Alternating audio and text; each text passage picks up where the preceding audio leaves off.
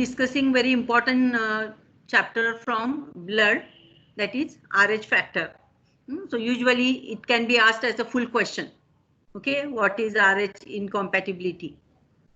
And you have to write what you say in details, applied aspect of this RH factor, genetic basis, and then lastly you will go write about the that is the erythroblastosis fetalis. Okay, so in brief we'll see what is this RH factor, how it is determined genetically, and then we'll proceed for the applied aspect.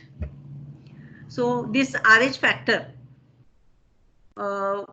it is present in the blood where, can anybody tell me, this RH antigen, or what we say RH factor, it is present where? Anybody can unmute and tell me. Hello?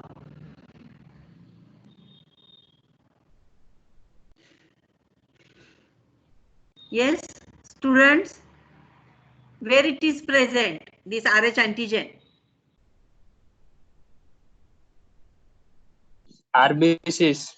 Yes, so on the surface of the RBC. And now you are aware of the ABO blood group, isn't it? So this A and B antigen, okay, and the H antigen, they are present on the cell membrane of the RBC. Similarly, this also RH antigen, it is present on the surface of the RBC. Now this RH, it stands for what? RH means what?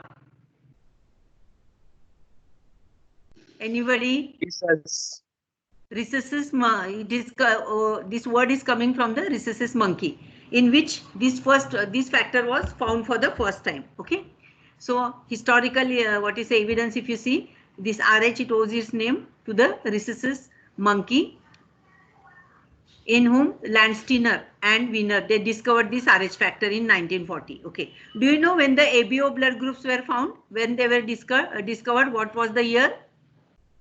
Yes, anybody?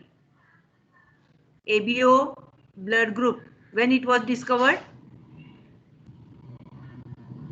Yes, before RH factor was discovered or later? Anybody? Yes? 1901. Okay, the ABO blood group were found out by the same scientist along with his other colleagues. Okay, so Landsteiner, right?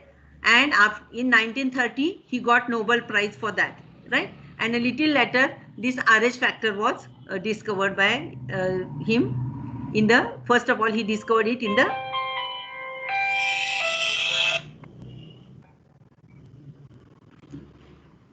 so you'll find that this, they also demonstrated this factor on the human RBCs, okay, later. Now you'll find that when you say RH antigen, it is not a single antigen. Remember, it is made up of 6 common types of RH antigens, right? And each of it is called as the RH factors. So you'll find that these 6 types, they are designated by CDE, capital, that is CDE, and a small, that is CDE, okay? So you'll find that these are the 6 what you say subcomponents, you can say, right? And usually if you see, each person has one each of the 3 pairs. Okay, either he will have a capital, that is C, or a small c. Either he will have capital D or a small d, capital E or what you say E. Okay, like that. But you will find that among these 6 what you say subcomponents of this RH antigen, you will find D antigen. Okay, it is having very much what you say antigenicity. Okay, so it is studied in detail, and that is mainly responsible for whatever the reactions are there. Clear? So you'll find the criteria of RH, how you will classify that the person is whether RH positive or RH negative. So here is the, that is type D antigen. Okay, so type D antigen is commonest and more antigenic. Okay, so type D antigen is commonest and more antigenic than other what you say components of this what is a family of RH antigen. Clear? And that's why those who are the persons, those who are in whom this what you say D antigen is present, they are regarded as RH positive, and those who do not have this D antigen, capital D, okay, so that is regarded as RH negative.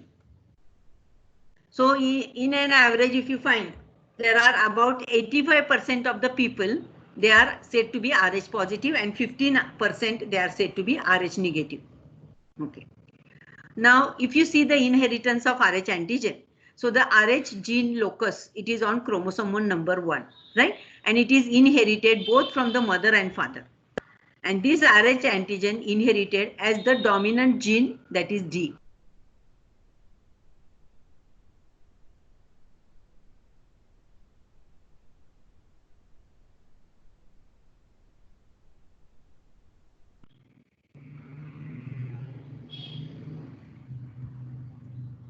Students, can you hear me? Hello? Students, can you hear me? Can you hear me? Yes, ma'am. Okay. So my question is, I told you regarding this Rh gene locus. Okay, it is on chromosome number 1. So what about the ABO gene? Right? Where it is located, on which chromosome? It is chromosome number 9, remember. Okay. So this Rh gene is present on the chromosome number 1, which is inherited from both mother and father, right? And it is nothing but, the gene which is inherited, that is the dominant D. Okay. So it is the capital D, that gene. Okay. It is responsible for Rh, positivity. So you'll find now what will be the, how it is expressed, how this genetic expression is there. So you'll find here gene type Rh positive individual. Okay, he have possible genotypes, that is both the is inherited, that gene from mother or father, it is both are capital D. Okay, so it is called as Rh positive, and he is said to be homozygous. Okay, it is called as the homozygous. But sometimes what happens, the Rh positive individual, you'll find sometimes he will have one that is capital D. Okay, genotype, he will have one capital D and one small d. Okay, still he is Rh positive, remember. So Rh positive means both two possibilities are there in the genotypes. Both the alleles, you'll find they are capital D, they are called as the homozygous, or it may be one capital D and small d. Okay, that is recessive. Okay, that is called as the heterozygous. But presence of the capital D, that is the antigen, that is responsible to say that the Rh that individual is Rh positive. Okay. Now what happens to the Rh negative? If you see the genotype, you will find the small d is inherited from both mother as well as father. Okay. So even though he is homozygous, you'll find the capital D is not that, okay, which is responsible for antigenicity. So this individual is labeled as Rh negative. Okay. And you'll find that what is the peculiarity of this Rh system? Now you have studied Landsteiner's law, is it not? What does the Landsteiner's law say? If a particular antigen is present on the cell membrane of the RBC, then the corresponding antibody will be absent in the plasma. Okay. Or if that corresponding antigen is absent on the surface of the cell membrane, then the corresponding antibodies will be present in the plasma. That is the Landsteiner's law. Okay. Now, if you compare ABO blood group, it follows the Landsteiner's law. Okay, it will follow the Landsteiner's law. So, for example, if you see in the A blood group, okay, A antigen will be present in that individual. So, what will be the antibodies present in that individual? Yes, anybody? A blood group, what will be the antibodies or agglutinins present in its body? Anybody?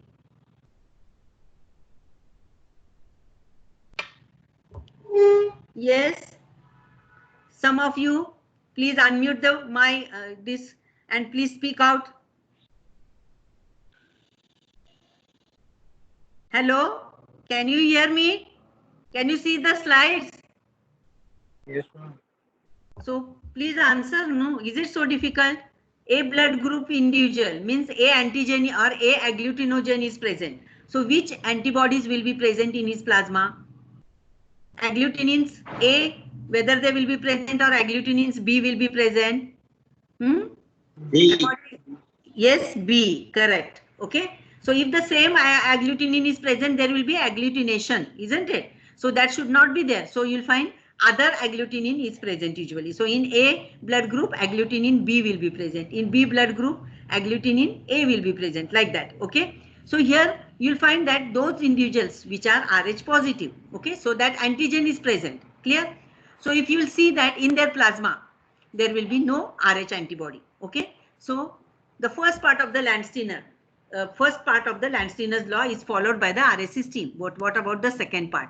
What it is said that if the antigen is absent on the cell membrane of the RBCs, then the corresponding antibody should be present in the plasma.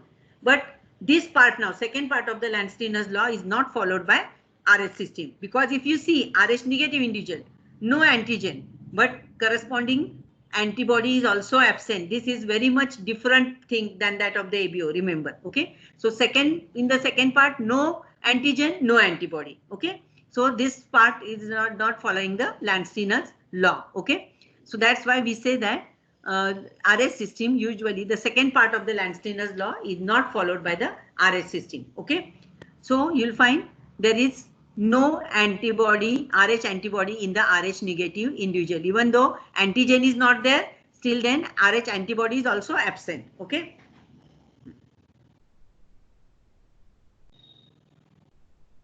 So here you can see now, here you can see capital D, both capital D from the father and both what you say recessive D from the mother, okay? You can see the combination. All the children, they are Rh positive. Now if you see here now is the difference. Father is having one capital D antigen and one recessive, okay? And mother is same, that is 2 are recessive, what you say genes which are what you say expressing the Rh antigen, okay? So you'll find what will be the combination. 50% of the children, they are Rh positive, okay? And 50% they are Rh negative. Here you can see the combination, okay? So this is how you'll find that the Rh, what you say, gene, it is usually inherited, both from the mother as well as father, okay? So that was few of the features regarding Rh antigen, okay? So presence of the Rh antigen on the cell surface of the RBC, it is that individual is labeled as Rh positive, okay? Now the Rh antibodies. So I told you just now, they are not present naturally.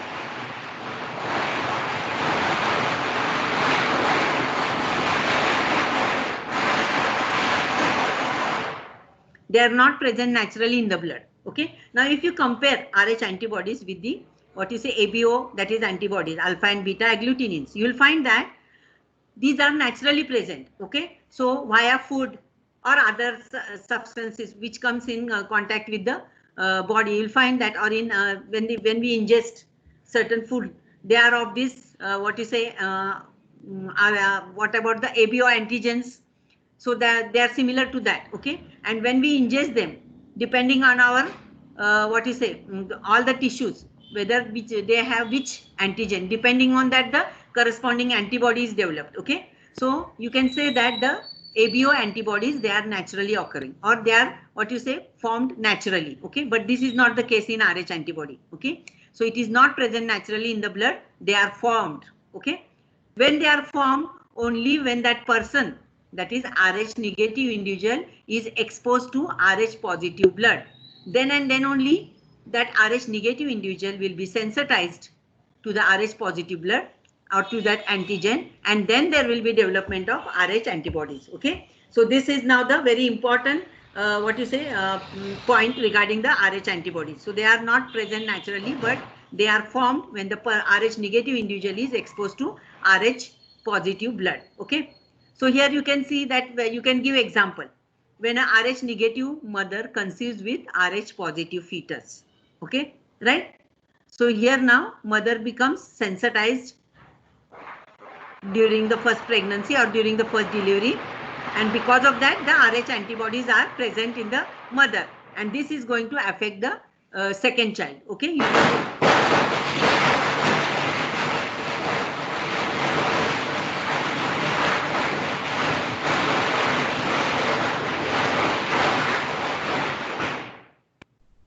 So you'll find that the mother is sensitized during the first delivery of the baby, and afterwards, once she is sensitized, she will her plasma, or what you say, her immune system will show response, and there will be development of Rh, what you say, antibodies. And once these Rh antibodies are formed, okay, they will remain for what you say, lifelong. Okay, they will be present now, and whenever they come in contact with the Rh positive blood, now they will be showing reactions. Okay, so there are two possibilities when the Rh antibodies are found. When the Rh negative mother conceives with Rh positive fetus. Okay, and then second is transfusion injection of incompatible blood. So Rh negative person usually is given Rh positive blood. Okay, in times of emergency, in the battlefield, or what you say, severe emergencies there at that time. Previously we used to do that. Nowadays we do not do that, but previously it was done, and then there was what you say, severe reaction. So you'll find that this anti-D is the most widely investigated antibody all over the world because of its severe reaction in the successive generations. You'll find it is the most what you say investigated antibody. Okay, so you'll find that this anti-D or Rh antibody, it is produced in the Rh negative individuals, only in the Rh negative individuals who will not have that Rh antigen, but who are exposed to that Rh antigen accidentally. You'll find there will be development of this Rh antibody in these individuals, right? Now, one more thing is that mainly you'll find these Rh antibodies which are mainly formed. Okay, they belong to which group? That is, now you have studied the antibodies. 5 groups are there, isn't it? GAMD. So you'll find here that this antibody, it is belonging to the group IgG. Okay, which can cross the placental barrier, right? And because of that, during the second pregnancy, okay, these antibodies which have already present now in the mother, they are going to be transported through the placental barrier, and they come in contact with the fetal blood, and they destroy the fetal RBCs. Now, another feature of this Rh antibody is that this antigen antibody reaction, okay, it occurs best at room temperature. Okay, so even at room temperature, you'll find this antigen antibody reaction will occur. That is Rh antigen and Rh antibody, right? That's why these Rh antibodies, they are labeled as warm antibodies.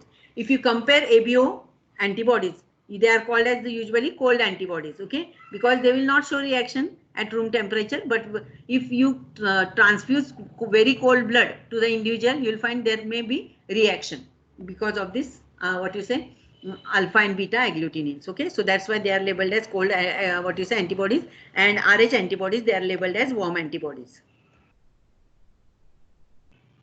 Okay, so just now I told you when it is possible that the Rh antibodies are developed in a person, when the RBCs with Rh factor, that is Rh antigen, they are injected into Rh negative individual, okay, individual's blood, then only there is formation of Rh antibodies, right? And you will find another peculiarity of these Rh antibodies, they are very slowly developed.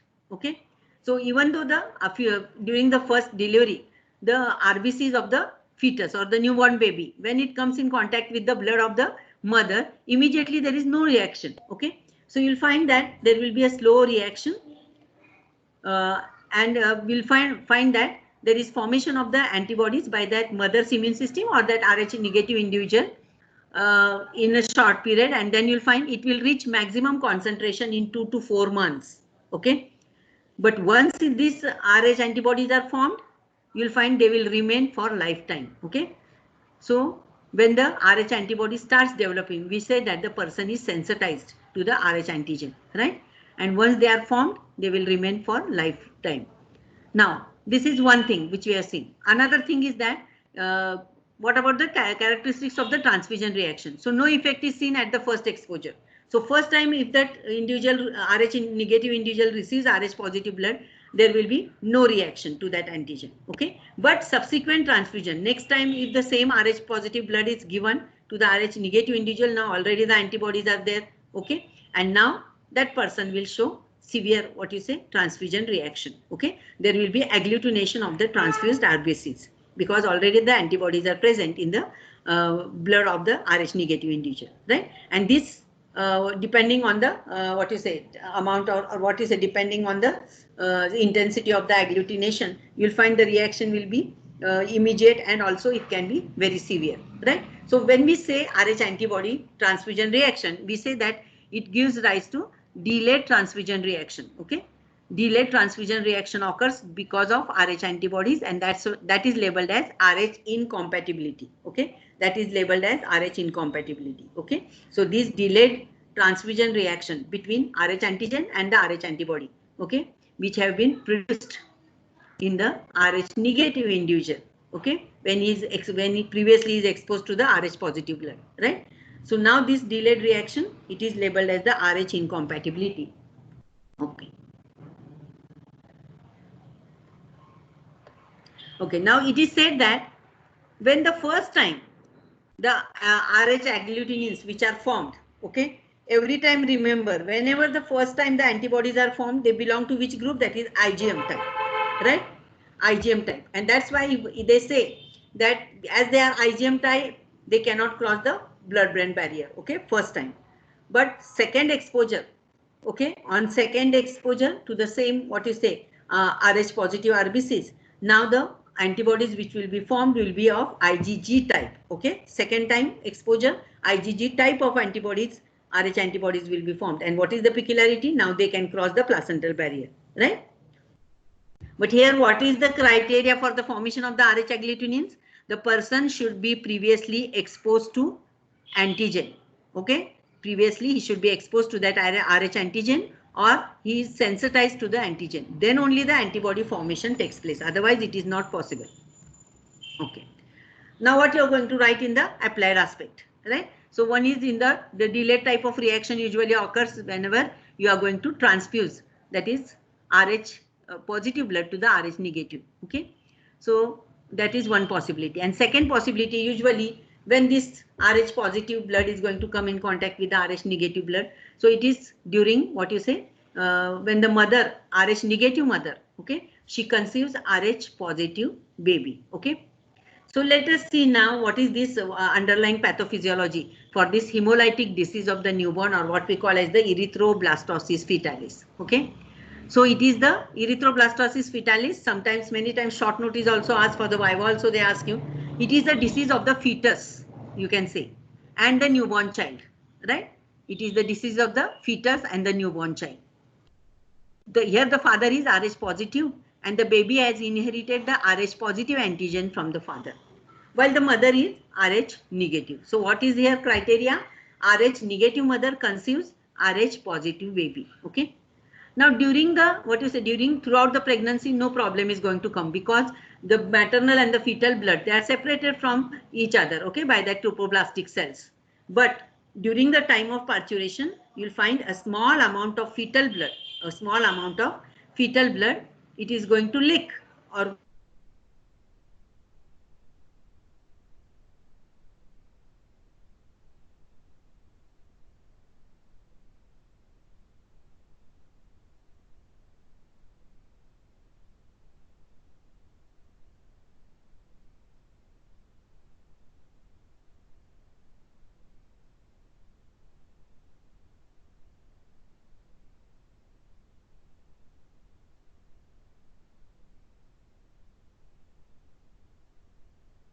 and 2 months, whatever the Rh positive RBCs have entered into the mother, they will be agglutinated. But now what is the drawback? Now the mother has been sensitized. Now the Rh antibodies have been formed, which have agglutinated the Rh positive blood. Clear?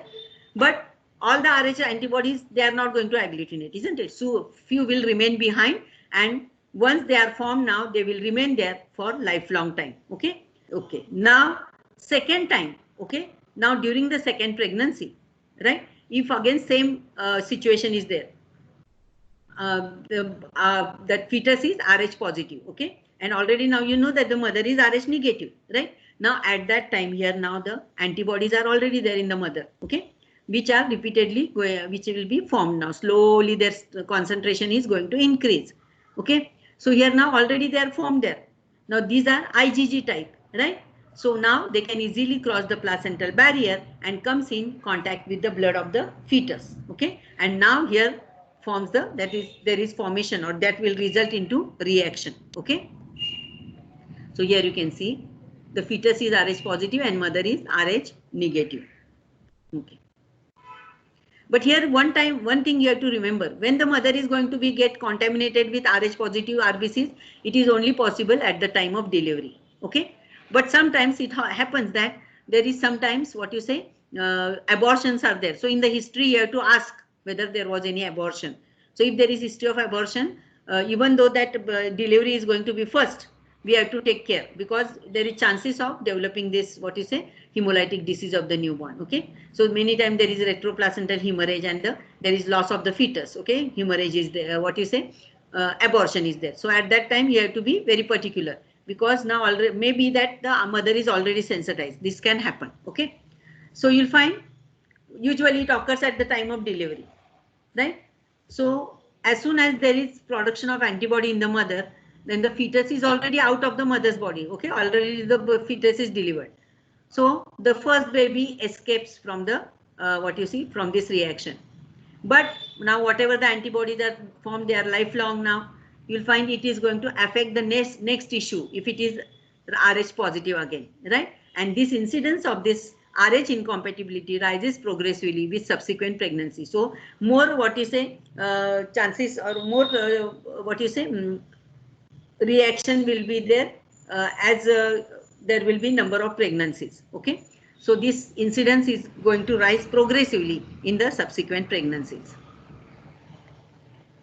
Now, just now I told you, in the second pregnancy, if the fetus is Rh positive, then the Rh antibodies, they cross the placental barrier and affect the fetal RBCs and destroy them. Okay, so here you will find that the manifestations are seen in first few days after birth. Okay, and the changes in this fetus, they are labeled as the hemolytic disease of the newborn. Okay, so whatever changes you are going to get in the first few days of the after birth of that child, okay, that is labeled as the hemolytic disease of the newborn. Clear?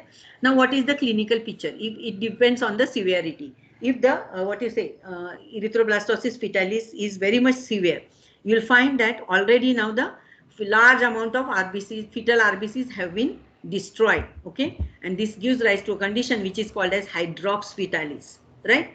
So much fetal RBC destruction is there, okay, which will give rise to generalized edema, right? So fetus is grossly edematous. Either it will die in utero, or if born, it will die within few hours. Okay, so that is a very serious condition, hydrops fetalis. Another important clinical feature of this what you say, Rh incompatibility or the erythroblastosis fetalis is icterus gravis neonatal. Okay, so icterus means that is what you say, yellowish discoloration, gravis, very fatal in the neonate. Okay, so at birth infant has jaundice, or you'll find that it develops within 24 hours. This is very particular. Okay, okay, if it is what you say, hemolytic disease of the newborn, you'll find the jaundice is going to appear within 24 hours. Now you might have heard other terminology, that is physiological jaundice. Okay, so it is going to occur in each and every baby, isn't it? That's why it is called as the physiological jaundice. So in the physiological jaundice, when the jaundice will appear, yes, anybody, do you know when the jaundice is will appear? So usually you'll find that it appears after that is, it will appear on the third day after birth. Okay, that is very much particular, and it has its own limitations. Slowly it will rise on 4th to 5th day, and it will subside on the 6th to 7th day. Okay, so there is a natural what you say increase as well as decrease for that what you say, physiological jaundice. But here it is not so. It is going to develop rapidly. Jaundice develops within 24 hours. Okay, and because of the massive what you say, hemolysis, and that's why this jaundice is labeled as hemolytic jaundice. It is because of the hemolysis. That's why it is called as the hemolytic jaundice.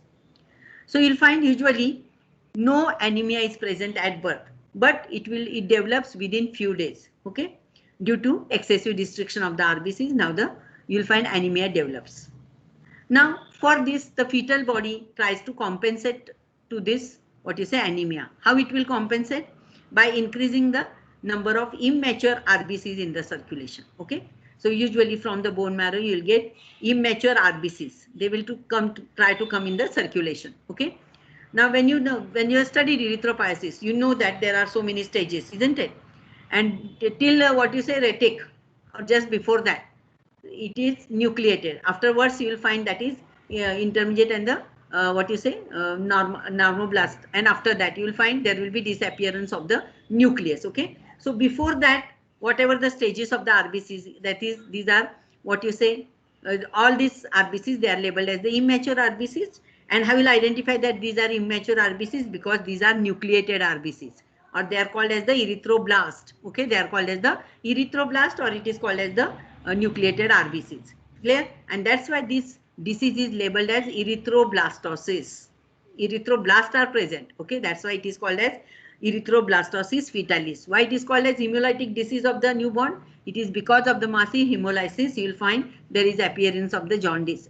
Okay, so that's why it is called as the hemolytic disease of the newborn. Here you can see now, see the generalized edema, that blotted appearance of the fetus. So at birth only the death may occur, or few hours after birth. Okay, so that much is the serious, what you say, manifestation, hydrops fetalis. Okay. Now let us see what happens in the mild to moderate forms of this hemolytic disease of the newborn. Now when the clinical features, they are mild, what will happen? There will occur hemolysis of the fetal RBCs, right? So the hemoglobin concentration will be decreased, low hemoglobin concentration will be there. So the body tries to compensate by the high retic count. Okay, so reticulocytes will be released in the circulation. So high retic count, that is very much peculiar. Now here you will find whatever the hemolysis has occurred, now it is going to be converted into bilirubin. Okay, so many intermediate stages are there, and finally it is converted into bilirubin, but this bilirubin is unconjugated. Okay, because liver is also immature at that time, we are not well developed, so it cannot accommodate all these unconjugated bilirubin and convert it into conjugated bilirubin. Okay, so many times you'll find that the bilirubin, it is unconjugated in case of this hemolytic disease of the newborn, right? And this hemoglobin, which is destructed by the hemolysis, okay, that will give rise to jaundice fetus. Okay, that will give rise to jaundice, yellowish discoloration of the fetus because of the increased bilirubin. Okay. Now as the hemolysis is there, there is decrease in RBC count, so you will find baby will be severely anemic. Okay, baby will show severe anemia, right? So that will lead to stimulation of the bone marrow, increase erythropoiesis. You will find immature forms, that is blastic forms, nucleated forms of the RBC, they will enter into the circulation. You can see in the nearby picture here. Okay, so you can see the size of the RBC, right? In moderate form, again hemolysis will be further increased, so there will be increased bilirubin, right? And what happens now, so much bilirubin is increased in the blood, now it will cross the blood-brain barrier. Now you know that in the newborn babies, usually again, as the liver is immature, similarly you'll find the blood-brain barrier is also not well developed still. Okay, so this bilirubin will easily cross the blood-brain barrier, and it will accumulate in the basal ganglia. Okay, it will accumulate into the basal ganglia of the brain, right? And this will lead to permanent motor damage, which is known as the kernicterus. Okay, it will lead to permanent motor damage, which is known as the kernicterus. Physical and mental retardation will be there. Okay, so that condition, usually you labeled it as the kernicterus. Okay, what is the underlying cause? There will be permanent motor damage because of the accumulation of the bilirubin in the basal ganglia. Again, you can see here severe case, that is hydrops fetalis. See the severe anemia, generalized edema is there, tissue anoxemia is there, metabolic acidosis, that will lead to generalized edema you will find, and it will give blotted appearance of baby. Okay, there will be fluid accumulation at various sites, okay, in the abdomen, so it is called as ascites, hydrothorax, like that will be the condition. Okay, now how you are going to treat this condition, that is very, very important, right? So treatment is fetal RBCs are Rh positive. Okay, that you have to keep in mind. Fetal RBCs or the newborn babies RBCs, they are Rh positive. Okay, so what is needed here? We have to replace the neonate's blood with Rh negative blood. Okay, so that there will be no reaction. As long as the Rh positive RBCs are there, there will be agglutination. Okay, because of the antibodies now which are still present in the in that baby, right? So you'll find usually what we are doing is we are giving about 400 ml of Rh negative blood. Okay, and it is infused very slowly. Okay, so it is infused very slowly for several hours, and that procedure, it is called as the exchange transfusion, and it is repeated many times. Okay, for 6 to 6 or more weeks it is repeated. Okay, so at that time you'll find a small amount of blood is taken out of the baby, and from the other syringe you will find the blood, that is Rh negative blood, it will be given to the baby. Okay, it will be infused to the baby. So that procedure is a long procedure you'll find, and several times it has to be repeated till you'll find all the Rh positive RBCs have been removed. Okay. Now here what happens? The role of this Rh, what is the role of the RBCs? That is to transport oxygen to the tissues. Okay. Now this function will be carried by the Rh negative RBCs. Okay. Even though Rh positive RBCs, now they are agglutinated or they are removed from the blood, you'll find there are Rh negative cells which we have infused by the exchange transfusion. So they are there to take care of the oxygen supply to the various tissues. Okay. Now this agglutination antigen antibody procedure, reaction, it will continue as long as the Rh antibodies are there in the fetal blood, as well as the Rh positive antibodies are there. Rh positive RBCs are there. Till that time you will find this antigen antibody reaction will continue. Okay. Now after you will find, that is 2 to 3 months, you will find that now by that time you will find all the Rh antibodies, now they are now destroyed. Okay, Rh antibodies are destroyed now within the 2 to 4 months, and now you'll find that the Rh positive RBCs which are formed now in the baby, okay, they will not be agglutinated because the Rh antibodies are vanished or disappeared. Now they are not there. Okay, so there will be no harm to the freshly developed RBC, positive RBCs. Okay, Rh positive RBCs, right? And slowly you'll find these Rh negative RBCs now after 3 months they are also going to be destroyed. Okay, in the by the reticular endothelial cell. But what is the advantage now? The Rh positive RBCs, now there is no Rh antibodies are there, so they will survive and they can bring about the normal function of the RBCs, that is oxygen which is carried to the various tissues. Clear? Now this is regarding the baby, the treatment. Either you will give exchange transfusion slowly and it is to be repeated, right, till all the antibodies have disappeared from the blood. That is the thing. Now what care we have to take in the mother?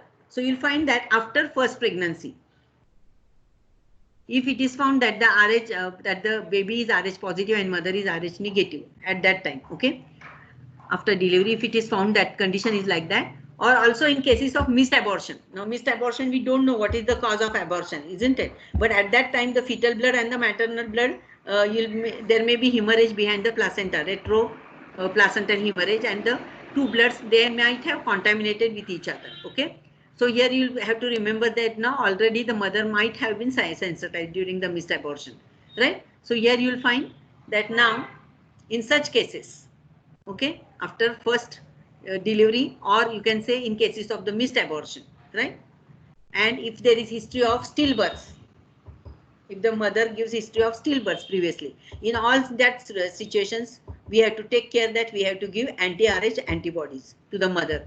Okay, and after delivery this should occur within 24 hours, remember. Okay, 24 max up to the 48 hours. Within this 1 to 2 days you have to inject this Rh, anti-Rh antibodies. Okay, and this will destroy the Rh positive RBCs entered in the mother's blood, and the exposure will be prevented in the mother. Now the mother will not be sensitized. Okay, so you'll find usually these antibodies disappear after 2 months. Okay, they are going to be disappearing after 2 months, these Rh antibodies. Clear? So this is how you are going to treat the mother also. And you have to keep in mind that wherever in Rh negative individual, every attempt must be made to provide Rh negative blood only, okay, to prevent the sensitization. This is very much important, right? So usually we don't give, nowadays we don't take that risk. We do that major and minor cross matching. Okay, so if any reaction is there, immediately the blood is not given to that recipient. Okay, so every precaution or attempt we have to make available for Rh negative blood only to the Rh negative person. Okay, so as to avoid the transfusion reactions. So this is regarding the mother. Right. So here again you can see the picture how the exchange transfusion is brought about. Okay, so through the umbilical cord, the blood is pushed through the umbilical vein, you can say, and then similar amount, that much amount of blood is again taken out from the other syringe. Okay, so this is how the exchange transfusion is brought about. Clear?